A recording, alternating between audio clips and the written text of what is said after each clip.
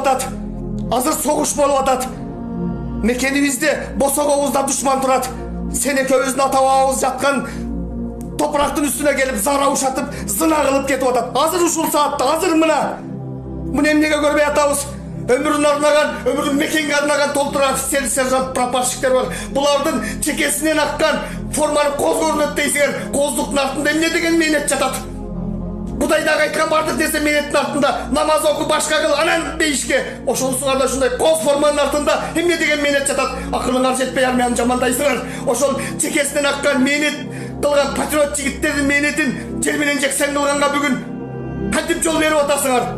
Кыргыз армиясы бар үчүн тынч бейпил жашоо болуп атпайбы? Эмнеге балдар аскерге келбейт?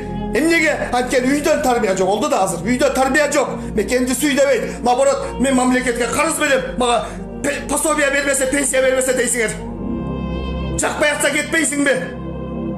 7-нчи атабыздан 100-нчи атабызга чейин ата бабабыздын арбагы жатат. Караңыздар, кандай коз бейиштей жерде жашайбыз. Бул бейиштей жерди сактап калуу үчүн эмне деген мерни терди төктү. Кече кокустан өлгөн ошол 3 солдат эмес, тарыхта ушул бейиштей жерди сактайм деп 300 миң деген аскердин каны кеткен. Каны төгүлгөн тоолорубузда.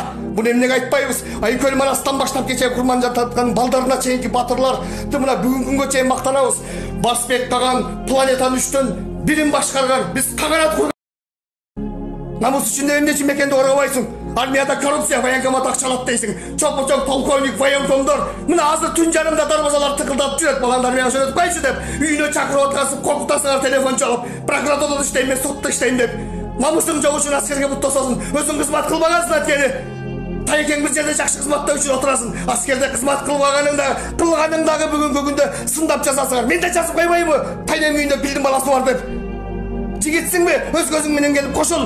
Коррупция акчалат дейт. Сени кубалап алып атабы? Коркутуп алып атабы? Эмне акча бересиң? Чакырдыбы? Жигитсиңби? Кыргызстандын жаранысыңбы? Адамсыңбы? Куранда айтып атат, алхамдулилла мусулманбыз, үйүңдү корго деп. Мына азыр үйүбүздө душман турат. Катыңыздын ой менен кол салам деп турат мына. А сен жатасың Фейсбукта жамандап, аскер жаман, булар атат, булар дедовщина кылат деп. Улуну сыйламай кыргыздын канында, салтында, менталитетинде бар го. Аскерде деле ошол мурун келген, кийин келген жумшайт. Бирөөнүн баласын алып алып, чапкылагдай айбандарды көргөн эмесмин. Мына аскерде кызмат кылган жигиттер сүйлөгүлө. Сөзүм жалган болсо. Эмне коомчулук айтпайсыңар акыйкатты? Силер кызмат кылып атканда кимигерде командирлер же палчандар жарга такадылар автомат менен атам деп. Кимигерде? Жокко мындай нерсе. Аскердик сырдын баары сыртка айтпайсың. Чыпчыктай мээңер менен алдагы комментарийлерди жазасыңар. Аскерлер мындай кылат, андай кылат деп.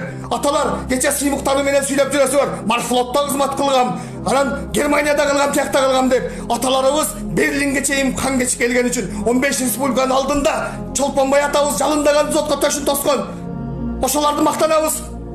Кечеги боюнда бар аялдарды ишин жарган, казактын келин сарысын чөгөлөтүп башын алган кыргыз назганактай жигиттери.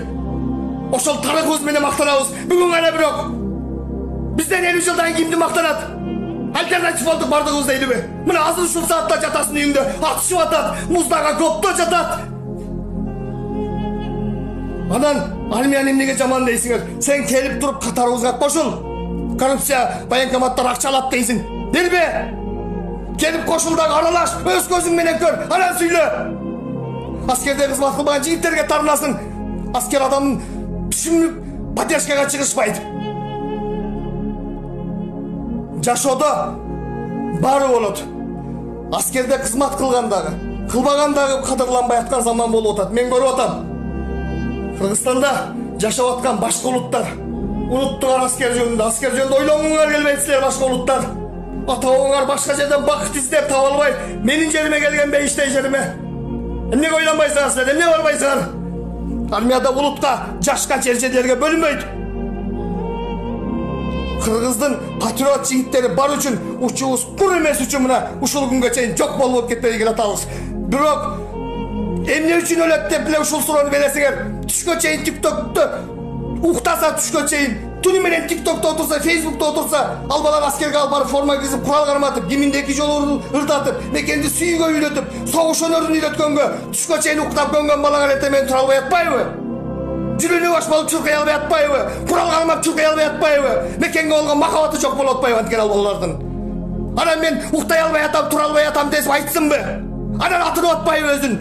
Аталар эмнеге тарбия бербей атабыз? Апаларыбыз тандап тийдиген элеби? Ошол эмнеге бүгүнкү күндө аткарбай атабыз?